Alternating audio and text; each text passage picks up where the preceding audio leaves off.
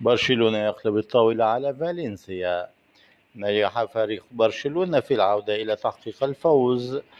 على حساب فالنسيا بهدفين مقابل هدف وحيد في المباراة التي جمعت بين الفريقين في إطار منافسات الجولة الأولى في مستهل مشوار فريق برشلونة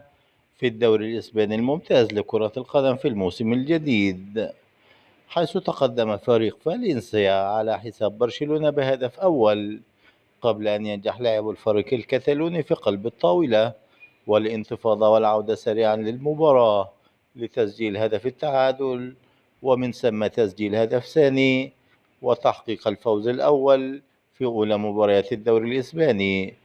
ولا بديل أمام برشلونة سوى العودة للمنافسة على لقب الدوري في ظل احتكار ريال مدريد الغريم التقليدي للبطولة منذ موسمين، في ظل اشتعال المنافسة بين الغريم